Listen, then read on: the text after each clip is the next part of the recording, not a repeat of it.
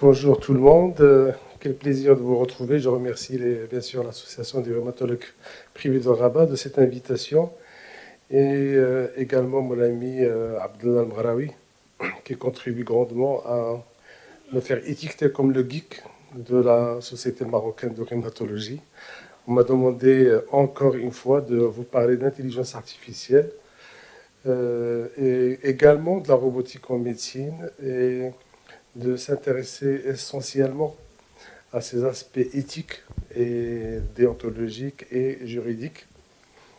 Alors, c'est, comme vous savez, que pour la plupart d'entre nous, l'intelligence artificielle et la robotique, c'est une révolution médicale. Pour les plus sceptiques, c'est quelque chose qui peut peut-être pousser à des dérives dans la pratique médicale. Il y a beaucoup de gens qui commencent à se poser des questions vraiment d'ordre éthique et juridique. Alors, vous savez très très bien que actuellement l'intelligence artificielle il est utilisée dans des domaines très vastes dans la médecine et heureusement parce que c'est grâce à cette intelligence artificielle qu'on arrive maintenant à avoir une aide potentielle dans les décisions thérapeutiques, dans les algorithmes diagnostiques. On a parlé ce matin avec Jean Sibilia sur la médecine prédictive, parce qu'on est arrivé quand même à un potentiel cognitif au-delà duquel on peut pas par exemple, exploiter des millions de données, et c'est l'intelligence artificielle qui sait bien le faire, la médecine bien sûr préventive, les traitements personnels, des big data. Alors, concernant les développements futurs de la robotique, c'est surtout actuellement, presque en Europe, en Occident, il y a dans tous les CHU, on a des robots qui font de la chirurgie assistée par une machine. Je vais vous montrer tout à l'heure des prothèses intelligentes, ce qu'on appelle le transhumanisme ou bien l'homme augmenté. Et on va voir que certains EHPAD ou des maisons de retraite, il y a des robots qui peuvent accompagner les sujets âgés. Donc, c'est quelque chose qui est en pleine expansion et ça va venir très très très bientôt au Maroc. Alors bien sûr, ces robots, ils sont là, c'est pour pas prendre la place des médecins, mais c'est surtout pour les aider à l'accomplissement des tâches répétitives, pénibles, pour laisser du temps à un médecin pour faire autre chose. Mais comme dit Rousseau, la volonté ne se délègue pas, et le problème, c'est qu'il y a des questions éthiques fondamentales qui s'opposent, parce que en fait, concernant l'intelligence artificielle, et la responsabilité médicale, si le robot fait une gaffe, qui encaisse la responsabilité? Vous avez une intelligence artificielle qui va brasser des milliards de données personnelles sensibles. Et puis vous avez tous les systèmes automatisés, des algorithmes qui vous proposent des conduites thérapeutiques, par exemple, quel crédit vous allez lui donner. Et s'il se trompe, qui est responsable? Et puis, avec bien sûr l'implémentation de ces technologies, on va sûrement doit faire une réflexion sur la perte de l'humanisation des soins et la place que doit occuper, quelle serait la place du médecin dans le futur. Et quand je parle du futur, c'est vraiment après-demain. Alors l'agenda, on va survoler rapidement un bref rappel sur ce que peut faire actuellement l'intelligence artificielle. On est les robots les plus qu'on voit souvent dans les hôpitaux. Et puis je vais m'arrêter sur les enjeux éthiques et juridiques et je vais conclure. Alors pour l'intelligence artificielle, ça fait partie d'une cette grosse nébuleuse où on voit bien sûr les nouvelles technologies en termes d'innovation médicale. C'est là où on trouve la télésanté, la télémédecine, la robotique, l'intelligence artificielle, les objets connectés. Et le champ de l'intelligence artificielle, c'est surtout l'exploitation des données. Alors, les données de santé, ce qu'on appelle les data, mais là c'est des big data. En fait, ce sont d'énormes quantités de données qui sont stockées dans ce genre de hub. Et ce centre de recherche s'intéresse essentiellement en ce qui concerne la rhumatologie, la reconnaissance des formes, c'est-à-dire de l'imagerie, ce qu'on appelle la neuroinformatique.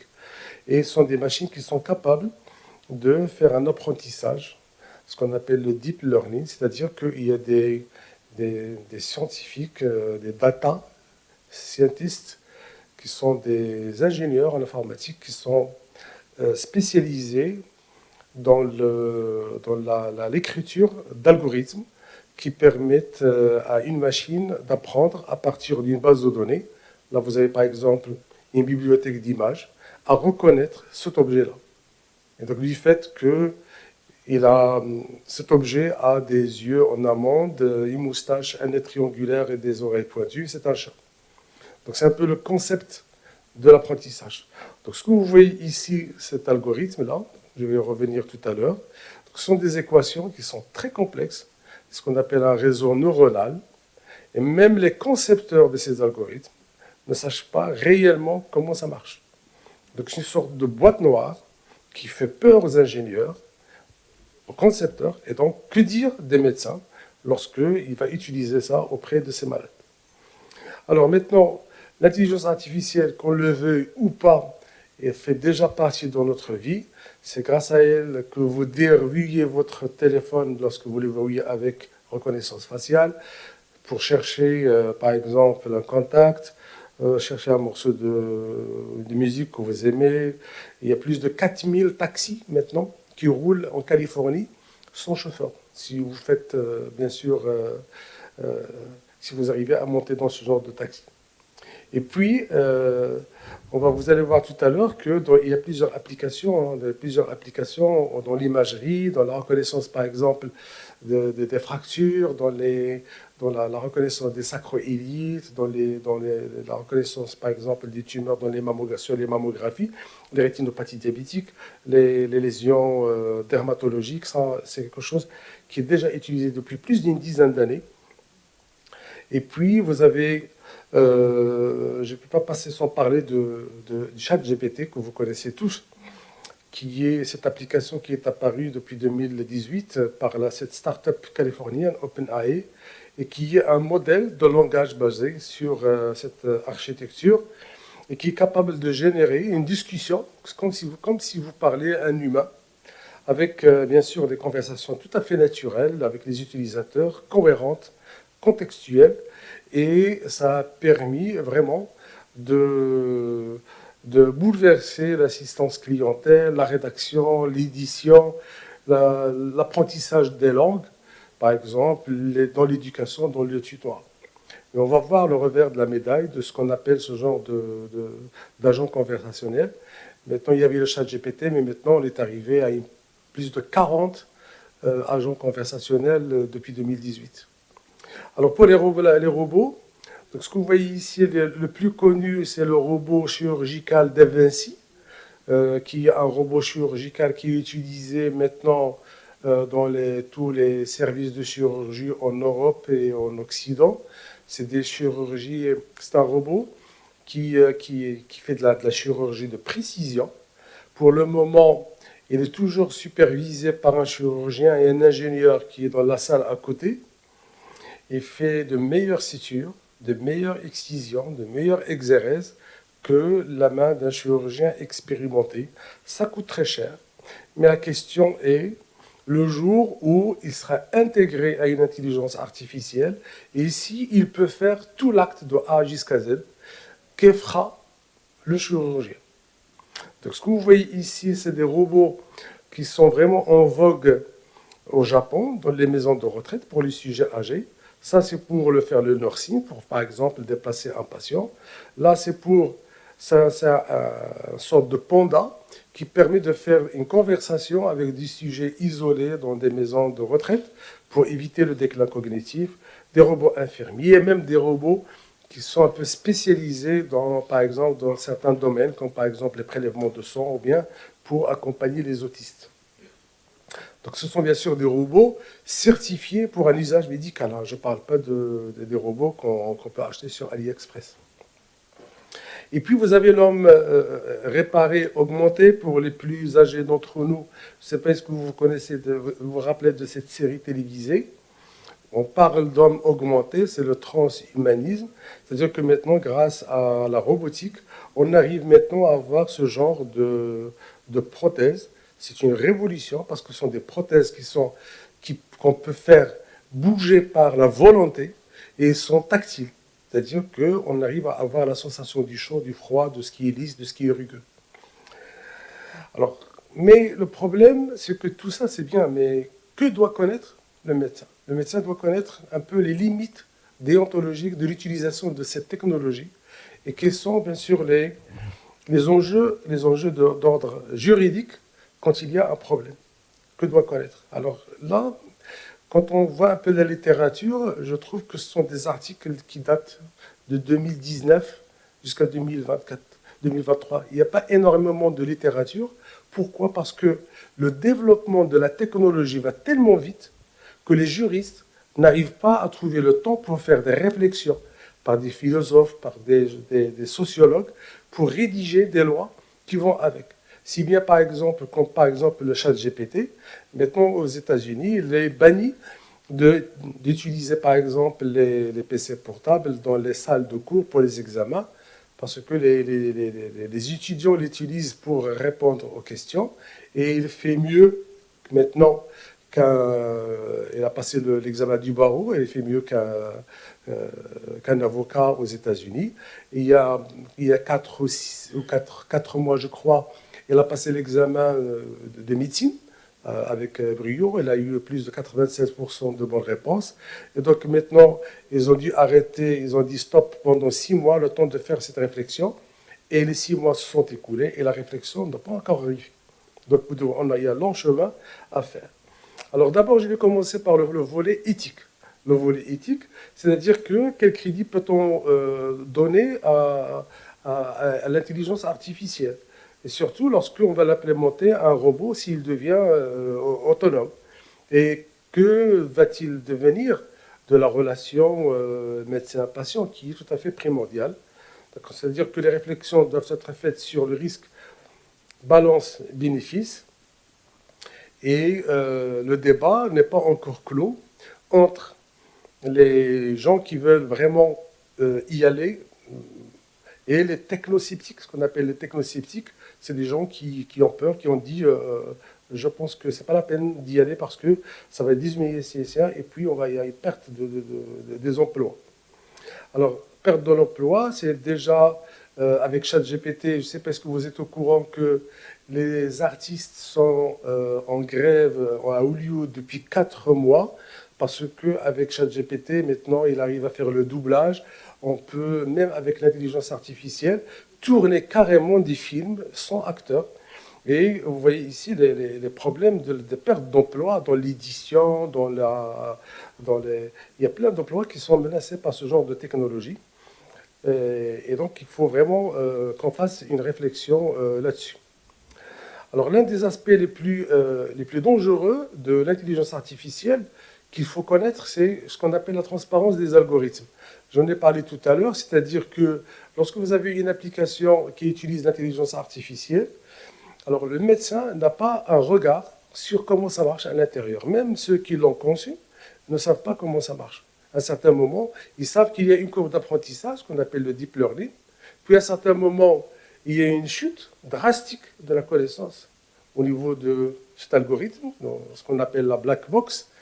Et puis par la suite, ça reprend et ça devient performant de plus en plus. Alors il faut faire attention parce que c'est un défi majeur dans l'exploitation de l'intelligence artificielle en métier, parce que c'est les médecins qui engagent leurs responsabilités et qui utilisent ces technologies. Alors, et puis, il y a un autre élément à connaître, c'est ce qu'on appelle le biais de discrimination, c'est-à-dire que, en fait, toute intelligence artificielle va apprendre sur des données, sur des data, sur des big data. Et puis, si on lui donne des données pour entraîner les algorithmes qui contiennent des billets historiques, ben, ça risque de donner des erreurs par la suite. Je vais vous donner un exemple. Alors, parmi les intelligences artificielles, il y a le fameux projet qui a été fait par les Chinois il y a maintenant une dizaine d'années, qui ont fait un apprentissage sur mammographie et pour de la détection des tumeurs malignes. Ils l'ont testé et ils s'est aperçu que la machine peut rivaliser avec un expert en scénologie, des radiologues qui font que la mammographie. Donc ce sont des données qui ont été publiées. Le risque d'erreur est inférieur à 1%. Donc ça marche très bien. Le problème, c'est qu'ils n'arrivent plus à le commercialiser en Europe parce que la machine commence à faire des erreurs qu'on appelle le biais de discrimination parce qu'il a appris sur des seins d'une population japonaise qui n'ont pas la même morphologie des seins de chez la population européenne. Et donc c'est quelque chose qu'il faut connaître parce que c'est bluffant d'utiliser des applications sur le smartphone, par exemple pour la lecture des sacro iliaques, mais il faut faire attention, est-ce qu'on peut vraiment l'utiliser dans d'autres populations? C'est ce qu'on appelle le biais de discrimination. Et puis vous avez l'épineux problème des traitements de données personnelles de santé à des fins de recherche scientifique. Je ne sais pas si vous vous souvenez du congrès de la SFR 2021, où il y a eu pour la première fois un accès direct. Alors le SNDS, c'est le Système national des données de santé. C'est là, ils ont un système où ils mettent toutes les données qui arrivent des hôpitaux, qui arrivent par exemple de la mortalité, de l'assurance maladie. Ils ont commencé à exploiter ces données. Ces données, ils sont vraiment protégés par une réglementation qui est vraiment très, très, très, très sensible. Pourquoi? Parce qu'on ne peut pas les faire exploiter par une intelligence artificielle lors du type learning sans avoir le consentement préalable du malade. La deuxième chose, c'est que ces données, pour n'importe quel projet, elles doivent être anonymisées. C'est-à-dire qu'on ne peut pas mettre le nom, le prénom ou bien un identifiant, comme par exemple le CNE d'un patient, pour qu'on ne puisse pas remonter à aucun moment à l'origine du patient. Pourquoi? Parce que ça risque de porter préjudice à certaines catégories de patients qui sont atteints de maladies chroniques le jour où il va demander par exemple un prêt auprès d'une banque ou lors d'un entretien d'embauche.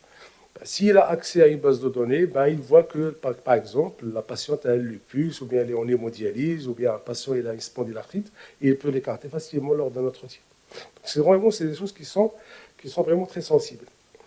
Donc, c'est ce qu'il faut savoir du côté déontologie de l'intelligence artificielle. Maintenant, pour les enjeux éthiques qui intéressent la robotique, comme me dit Laurent Alexandre, c'est un neurologue belge qui s'intéresse énormément à ce sujet. Il y a plein de conférences sur YouTube qui vraiment, est-ce qu'on est vraiment rentré dans une guerre entre le cerveau humain et le cerveau de la silicone? Pourquoi? Parce que le robot a toujours fait peur dans l'imaginaire de la population. Ne serait-ce que voir la série Terminator, c'est pas des gentils du tout. Mais la robotique, l'utilisation médicale, c'est qu'en fait, elle est là en fait pour exécuter des tâches à la place du médecin. Ce sont des tâches qui sont très chronophages, répétitives. Ça sert à ça.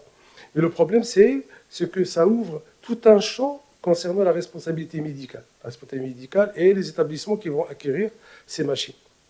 Alors, c'est pas ce que vous avez... est-ce que vous connaissez Isaac Asimov? C'est l'un des grands écrivains en termes de science-fiction. C'est un russe naturalisé américain qui a, parmi ses œuvres, il a plusieurs œuvres, il a écrit l'œuvre des lois de la robotique. Il avait les 3 lois de la robotique, c'est-à-dire que vous voyez ici, c'est-à-dire qu'en fait, une machine ne peut pas faire, c'est une règle, une seule loi, il ne peut pas faire du mal à celui qui l'a conçu. Alors ça, c'est de la littérature, c'est de la science-fiction. Maintenant, il y a toujours des cas de dérapage. Et donc, les questions qui s'opposent, est-ce que le robot, est-ce qu'on peut lui céder les décisions en fonction, est-ce qu'il a des principes moraux? Et quelles règles morales peut-on donner à un robot lorsqu'on va le concevoir? Est-ce qu'on peut dire que la machine possède une conscience éthique? Ça, c'est une question qui est très difficile. Alors, ne va-t-on pas vers la suppression des emplois humains? Ça, c'est une question également difficile. Et puis, vous avez les dérives du transhumanisme. Donc, vous voyez ici Elon Musk avec Neuralink. C'est un grand projet où il implémente des puces électroniques directement sur le cerveau. Alors, si vous vous intéressez au sujet, cette semaine, il vient de lancer un appel pour des cobayes humains, parce qu'il certifie qu'il peut traiter un certain nombre de maladies neurologiques graves, telles que par exemple la sclérose latérale amyotrophique et la tétraplégique, les blessés médulaires. S'il s'avère que c'est vrai, ça va être vraiment une révolution impressionnante. Sachant que déjà, il y a derrière nous une expérience concernant, par exemple, le traitement des Parkinson, des traitements d'un certain nombre de maladies, que ça a marché. Alors maintenant, implémenter une puce électronique, ça c'est autre chose. Alors, toujours dans le cadre vraiment de la déontologie, alors qu'en est-il de la relation médecin-patient lorsqu'on aura dans les couloirs de l'hôpital les médecins et le robot? Alors vraiment, il faudrait vraiment une réflexion parce qu'on sait que est-ce qu'un robot peut avoir de l'empathie? Est-ce que envers un malade? Et certaines choses qui sont très importantes à garder en vue, c'est-à-dire que, quelles que soient les applications qu'on peut utiliser en termes de robotique dans le domaine médical, elles doivent être impérativement régulées par deux principes éthiques. Le principe de fraternité, c'est-à-dire qu'on doit éviter de remplacer les métiers de soins par des robots. Ça, c'est quelque chose de très très important, c'est-à-dire que le médecin doit garder sa place. Au moment de la conception de ces robots, il faut garder en place ce principe de fraternité. Et puis, vous avez le deuxième principe, ce qu'on appelle le principe de garantie humaine, c'est-à-dire que le patient qui vient nous voir, il doit toujours compter sur la présence d'un médecin. Parce que si je fais de l'hôpital de jour pour faire des perfusions de biologiques et que je cède tout ça à une machine, et que le malade arrive le matin et il ne voit aucun humain, c'est-à-dire que vraiment, on est vraiment dans une dérive de l'utilisation de la robotique. Simplement parce que le patient compte sur l'empathie et la compassion de quelqu'un qu'il reconnaît, qui est humain. Alors pour le cadre juridique, ça pose vraiment le double tranchant de la digitalisation. Parce que maintenant, tout le monde veut faire la digitalisation. Alors, et le juriste, là, il se retrouve à la croisée des chemins entre les opportunités que peut apporter la digitalisation et les risques inhérents à cette technologie, comme par exemple les actes de malveillance, le détournement un usage des données à des fins de marketing, de communication, ou bien une exploitation non autorisée. Je ne sais pas, est-ce que vous vous posez des questions concernant la collecte des données de vos montres connectées, de vos smartphones, par les géants de la technologie, tels que Apple, Amazon, Facebook, qui collectent nos données chaque jour. Ou bien, par exemple, ce genre de projet qu'on appelle le projet Skynet, qui est en Chine. Vous avez ici un policier avec des lunettes qui fait de la reconnaissance faciale, séance tenante. Et vous avez ici un chiffre. Et si vous perdez à partir de moins de 500 points, vous n'avez pas le droit d'avoir un passeport, vous n'avez pas le droit d'avoir, par exemple, un prêt auprès de la banque. Donc c'est ce qu'on appelle les dérives de la digitalisation. Alors au Maroc, en termes d'exploitation des données à caractère personnel, et notamment des données scientifiques à usage médical, il y a 3 principales lois qui sont dans le bulletin officiel. Ce sont des lois. Vous avez la loi 0908 qui est un peu l'équivalent du RGPD, le Règlement général de la protection des données, qui est le RGPD européen. Vous avez la loi 0520 qui est relative à la cybersécurité, qui est vraiment très pris au sérieux au Maroc, qui vient d'être classé numéro 1 en Afrique en termes de cybersécurité. Et vous avez la loi 4320 qui régule tout ce qui est services de transmission électronique sécurisés. Et puis vous avez un certain nombre de commissions et de comités, comme par exemple, ici vous avez la Commission nationale de contrôle de la protection du données, qui est un peu le CNDP, c'est un peu l'équivalent du CNIL en France. Donc chaque fois qu'il y a un projet, quelle que soit la nature, avec la collecte de données personnelles, il faut avoir l'approbation par le CNDP. Vous avez l'ADD, les comités d'éthique, le ministère de la Santé publique, et puis vous avez l'œil qui suit tout ça. C'est la Direction générale de la sécurité des systèmes d'information qui relève du ministère, de l'administration de la Défense nationale. Alors, les inquiétudes liées à l'automatisation, c'est-à-dire aux robots, vient en fait du problème d'un éventuel dysfonctionnement de la machine. Si elle est à l'origine d'un dommage corporel, voire du décès du patient. Si par exemple le robot, au moment où il fait un acte, il coupe par exemple l'aorte, au moment de l'intervention. Alors du point de vue juridique, ce que je disais, la personne robotique n'existe pas. Et la création d'une personnalité juridique spécifique au robot n'est pas à l'ordre du jour. C'est-à-dire pour le moment, c'est l'utilisateur du robot qui est responsable du robot. Mais c'est vraiment quelque chose de très compliqué, comme ce qui arrive lors des crashs d'avion. Qui encaisse la responsabilité? Est-ce que c'est la compagnie qui exploite l'avion ou bien c'est le constructeur?